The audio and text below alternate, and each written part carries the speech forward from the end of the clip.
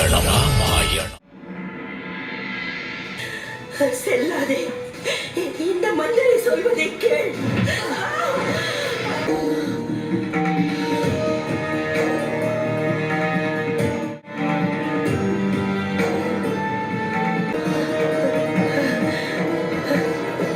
என்னுடைய கடுமையான சொற்கள் ஒரு நல்ல காரியத்தையாவது செய்ததே. உன் மனதை நான் நன்கு அறிவேன் கையை. ராமா, என்னை மன்னித்து விட்டீர்கள். இனி சற்று கருணை காட்டுங்கள் ராமா. ராம நாமமே சத்தியம்.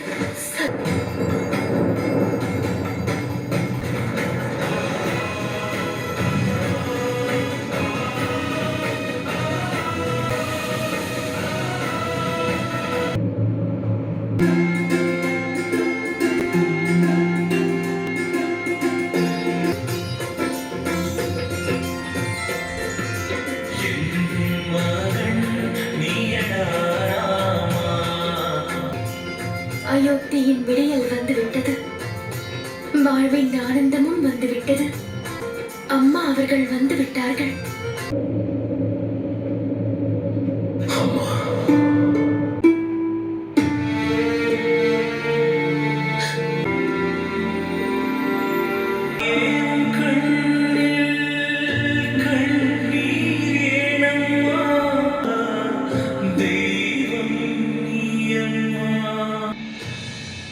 என் அம்மாவின் கண்ணீர் புனிதமான கங்கை நதிக்கு சமமானது. இந்த கண்ணீர் துளிகள் கைகளில் விழுந்ததால் நான் செய்த பாவம் என்னை விட்டு விலகியது. அம்மா, முகத்தை காட்ட மாட்டீர்களா?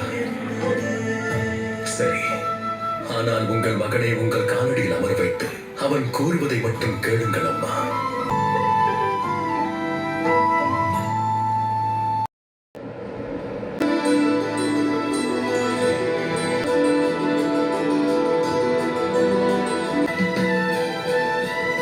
அமருங்கள் அம்மா. ரகுவம்சத்தினர் நாம். அதன் வரலாறு அறநெறியால், தர்மத்தால், வீரத்தால் வேரூன்றப்பட்டது.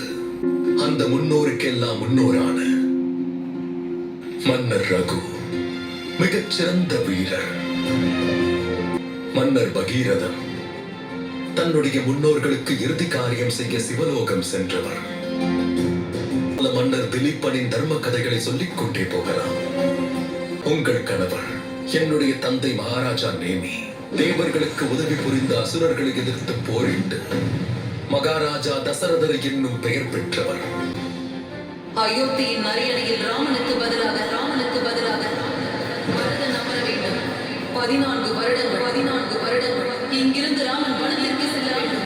என்னை நீங்கள் வனத்திற்கு அனுப்பாமல் இருந்தால் ராவணனின் அழிவு நிகழ்ந்திருக்குமா?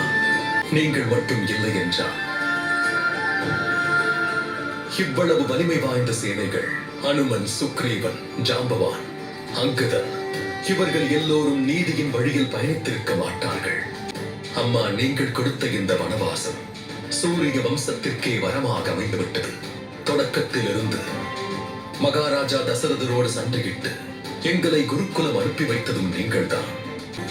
இவர்கள் எல்லோரும் பட்டாபிஷேகத்தை காண மட்டும் வரவில்லை, இவர்கள் விருந்துண்ணவும் வரவில்லை. என் அம்மாவை தரிசிக்க வந்திருக்கிறார்கள். அவர்களை நீங்கள் ஏமாற்றுவீர்களா?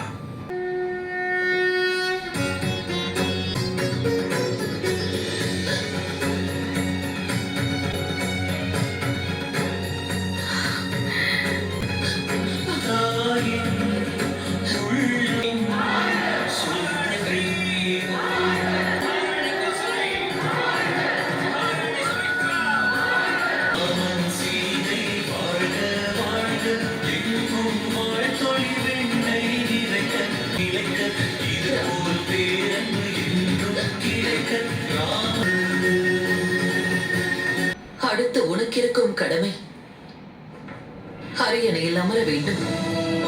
நம் நாட்டு மக்களையும் வழிநடத்தி செல்ல வேண்டும். தசரதனந்தன் ராமன், தசரதனந்தன்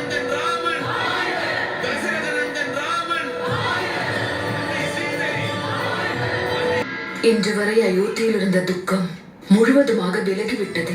சீதா, நீங்கள் இருவரும் இருக்கும் இடத்தில் மகிழ்ச்சி நிறைந்திருக்கும். மகன் வெற்றி பெற்றால் அன்னையின் முகம் உற்சாகத்தில் ஒளிரும் என்பார்கள். ஆனால் உங்கள் கண்களிலோ என்றும் நான் கண்ணீரைத்தான் பார்க்கிறேன். இன்று அந்த பிரச்சனை தீர்ந்து விட்டது. உங்களை குறை சொல்லாதீர்கள். நீங்கள் ஒளி விளக்கு. தம்பி பரதா, விதியின் விளையாட்டை தாயின் மீது சுமத்தக்கூடாது.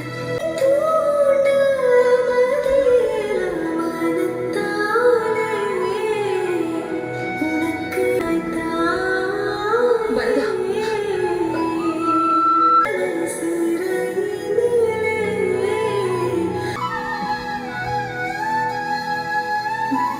அயோத்தி நகர வாசிகளே, இதுவரை இங்கு சூழ்ந்த இருள் நீங்கிவிட்டது.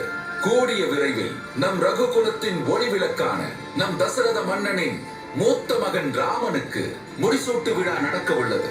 தேதியையும் நல்ல நேரத்தையும் கூடிய விரைவில் அறிவிப்போம். அனைவரும் அவசியம் கலந்து கொள்ள வேண்டும்.